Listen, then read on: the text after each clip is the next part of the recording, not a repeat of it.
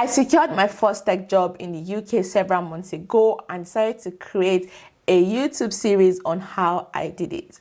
This video is the third video in this series. I will link the first two videos in this series to this video for those interested in watching it. In this video, I will explain how I passed my in-person group assessment and got my first tech job in the UK. So after I passed my phone interview, the recruiter gave me an assessment day guide for my in-person group assessments. Now, the guide had a checklist of the items I was expected to bring, arrival time, an overview of how the day would go, the dress code, and what to expect from the assessment day in general. Now, I believe everyone who was invited for this in-person group assessment day was given this particular guide that I was given. Personally, I found the assessment day guide helpful. So if you're going for an in-person assessment day, you could ask your recruiter for one if you weren't sent any.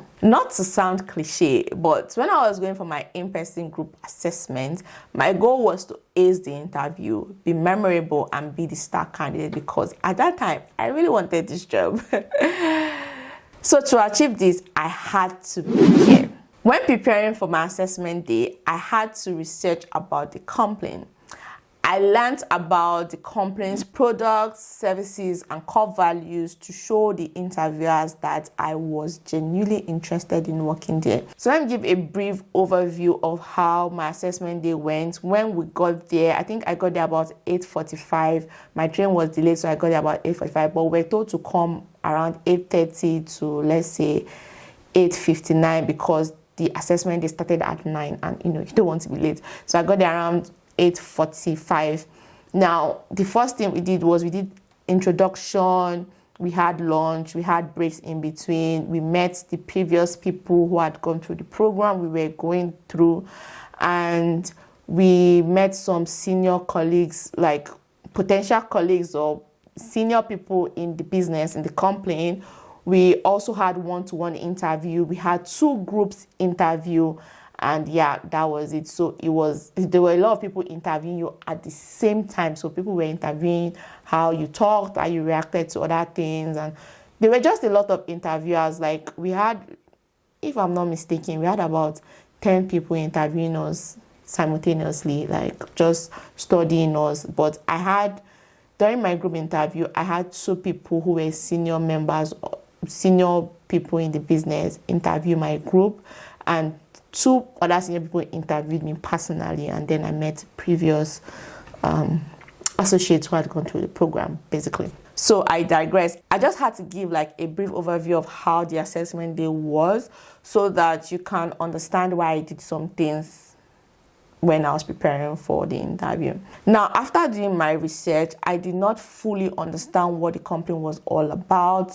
To be honest, you can never fully understand what a company is all about if you don't work in that company. Even if you work in that company, you will never fully understand what the company does. You can just have a deep understanding of what the company does, but not fully understand what the company does or fully understand all their offerings. I don't know how to put it, but you can't fully, you learn, like, learning about a business would evolve because businesses shift and then they adjust to market needs. So every day is a learning day about what the business will offer or what the business is doing. So you that are just in the recruitment process, don't beat yourself up. You can't fully understand the business. What you want to do is just to ensure that you learn the basic, just enough to have a sensible conversation during the interview with the interviewers. So basically that's what I did. Another thing I did when preparing for my interview was to review the job description and understand the essential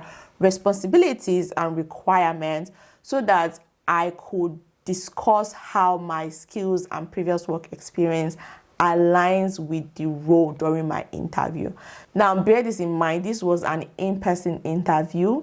I had to memorize a lot of things. I had to really prepare for this interview because I will not have any cheat sheets during the interview. Like, you know, when you're doing like a phone interview, you can have some things you scribble on a paper just to give you hints of what to say next so you don't stammer, or you can just have it written somewhere when you're doing a remote interview. But this was in person, so I had to really prepare for this interview because I don't want to go and sound stupid. And honestly, at that time, I really wanted the job, and I just had to do my best to be able to get the job. So before my interview day, I anticipated common interview questions and practiced my responses using the STAR method. So the STAR method is basically situation, task, action, and result, just to structure my answers for behavioral interview questions.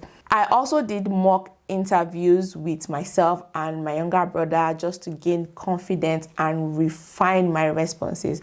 Now, during my mock interview with myself and my brother, I highlighted my accomplishments and relevant experiences using specific examples to demonstrate how I added value in my previous role. Now, I also familiarized myself with my CV.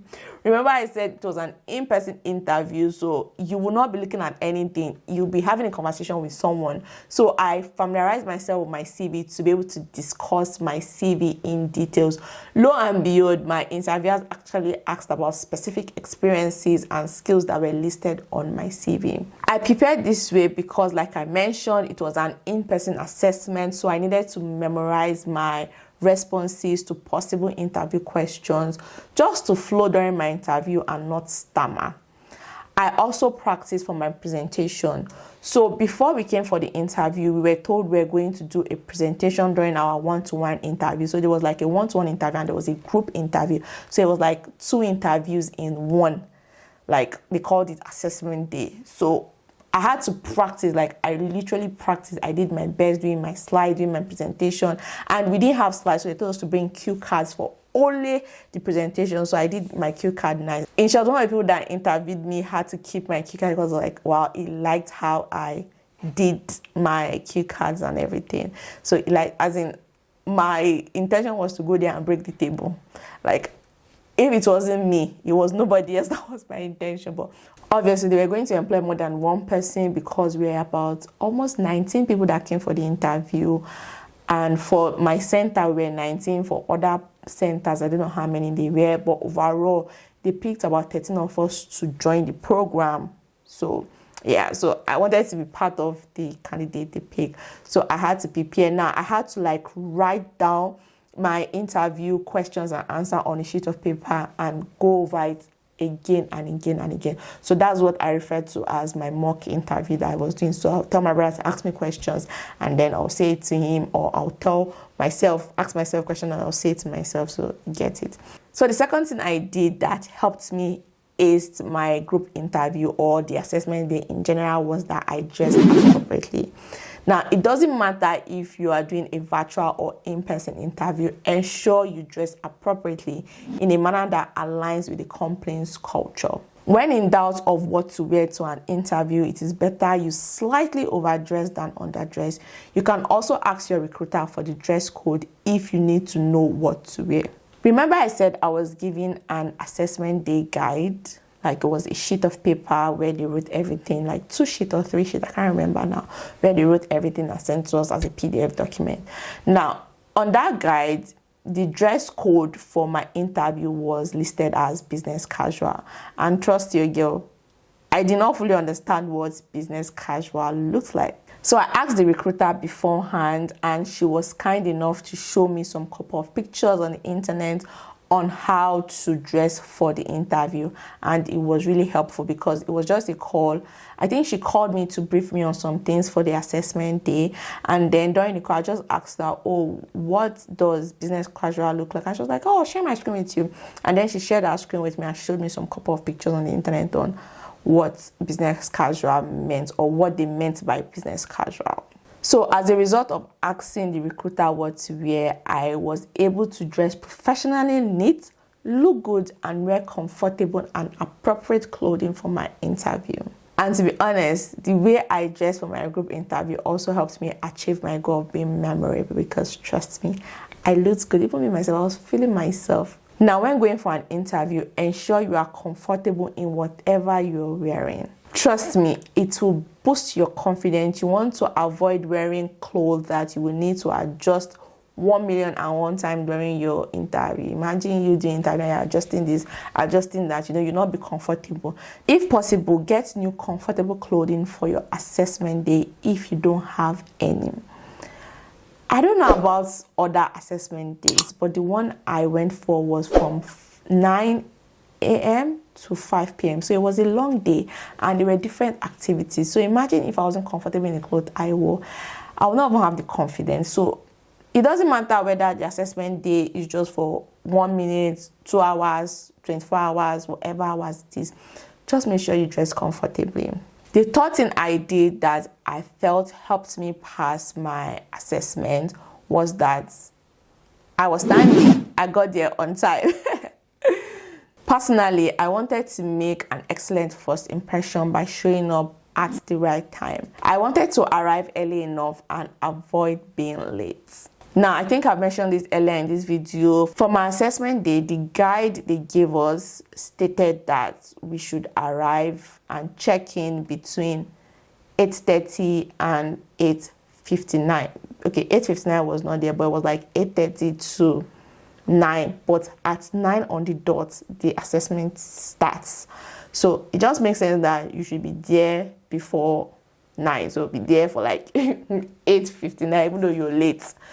So that's what I thought. So yeah, now I arrived 8:45 thereabout because my train was delayed and because my assessment center was in Sheffield. I had to travel from Manchester, where I live, to Sheffield for my assessment. I actually wanted to arrive earlier than that, but that wasn't possible because the train being delayed was out of my control. But arriving 15 minutes early at the interview location gave me enough time to mentally and physically prepare. It also allowed me to settle in and meet other candidates before the assessment started. I got to introduce myself to other candidates and just get to know other candidates, just chit chat and, relieve tension. Now, if you're doing a virtual interview, always log in a few minutes early to ensure that you can resolve any technical issues in case any technical issues come up. You just want to leave that buffer. Anything can happen. I remember then I left Manchester, I think around 6. I left Manchester. I left my house around 5:30, but train still got delayed because I was going to Sheffield. So just want to leave that buffer. So whether you're doing in-person or virtual assessments, you just want to leave that time buffer just to allow you to get there and calm down before anything starts so that you're not panicking and you don't have like nerves. The fourth thing I did was I was courteous and I was professional. Now, just me being my natural self, I was polite and respectful to everyone I encountered during my interview process, like from the receptionist or my interviewers. I was polite and respectful. If it's a group interview, you want to be professional and be a team player. One primary objective of a group interview is to test your collaborative skills. So you want to show a willingness to work as part of a team by supporting other candidates, allow them to speak, work together to achieve like the group project or the group goal you've been given. Also ensure that you speak when necessary, because in a group interview or when you're doing like group assessment day, you might give other people chance to speak and then you don't speak. You also want to speak because everybody will be judged based on their individuality and their group work too. Do you get it? Now, an in-person group assessment day can be long and stressful. Ensure you rest, drink water, and eat well before your assessment day so that you look fresh and energized. You don't want to go there looking all tired and you are sleeping. You want to avoid going to assessment day and you are sleeping on duty because you are exhausted and you are poorly rested. Trust me, on my assessment day, someone was literally sleeping. As much as possible, don't sleep on duty. Still under being courteous and being professional is that you want to stay calm under pressure. Now, if you notice, most professionals, they have nerves. Nerves is natural, but they always remain composed and calm. So that was one thing I did. I remained composed and calm even though I had nerves. I tried to take breaths when I felt anxious, and then I remember that As these people are interviewing me, I'm also interviewing them, because interviewing is a two-way street, man. You know, you're interviewing me for your company to see if I'm a good fit. I'm also interviewing you to know if your company is a good fit for my own career ambition and values, and, you know, just for my own mental well-being, because I can enter your office now, but, you know, so that what I kept telling myself, that, this thing is a two-way thing. So that's what I kept telling myself throughout the interview process. So it really helped me calm down and remain professional and not show nerves or break down and stuff like that. So yeah, that's that. Now, if you have watched this video to this point, it can only mean one thing. It means that you're finding this video valuable and you enjoy the video. So please give the video a thumbs up, comment, interact with this video so that YouTube can push this video to other people and they can enjoy the video too as you're doing, and also maybe find one or two information that can be relevant to them. Thank you as you do that. Now, the fifth thing I did that helped me pass my assessment day was that I communicated effectively. Now, to the best of your ability, be clear and concise when communicating with other candidates and the interviewer. Now, you want to listen actively to the recruiter's question and respond directly. You want to ask clarifying questions when necessary, and active listening would help you provide relevant answers. You know, you don't want a situation where the recruiter asks you a question like, tell me about yourself, and you're telling him about something that is not about yourself. I don't know if you get what I mean. So you want to calm down, listen to the question very well. If you don't hear something or you're not sure of how to interpret it, you can ask them to rephrase the question in another way so that you can answer. Remember, this is in person. You will not have sheets or your notes. You will not have anything to look at. It's just what is in your head you're going to say. If you froze, you froze. So we don't want that happening. So just try and listen carefully, like calm down and listen. Now, you also want to communicate confidently. Now, one way to appear confident when talking is to make eye contact. Don't look away. Make eye contact. Make eye contact when you're shaking hands and conversing with other candidates and interviewer. This was something I was very conscious of when I was doing my group interview, because I'm that person that I didn't look at people's face when I'm talking most of the times. So I was conscious of that. So you need to even understand yourself and how you are when you are around people to help you with your body language. I'll come to body language anyway. Another tip under communication is to ask questions. Remember, I said interviews are a two-way street. So prepare thoughtful questions to ask the interviewers. You know, ask questions that show your genuine interest and questions that help you assess the company if they are a right fit for you. Now, I cannot overemphasize this, but always remember that interviews are a two-way street. You are not only being evaluated by the interviewer, but you are also evaluating the company to determine if the company is a right fit for your career goals and your values. The last tip under communication is to practice your body language before your interview. Now, when it comes to communication, you not only communicate with your words, you can also communicate with your body posture. So you want to be mindful of your body language. You know, like I said earlier, maintain eye contact when you're shaking hands. You know, offer firm handshake. Maintain eye contact when you're talking to people. Smile and sit up straight. You know, good body language, you know, portrays confidence. It portrays, I want to be here. Now, one thing about me is my face can be very strong. I can have very serious face. So one thing I was mindful of during the assessment day was that I smiled a lot so that I would look inviting. Not like I'm not a warm, bubbly or playful person. It's just that my face, when you're meeting me for the first time, people think I'm very strict, I'm not friendly, I'm not welcome, I'm not accommodating, because my face can just feel uninterested at times. And I know this because at times I'm just lost in some thoughts in my head. I don't know how that happens, but yeah, I'm just lost in thought, and then it shows on my face. So it shows as though I'm not going to be interested in a conversation.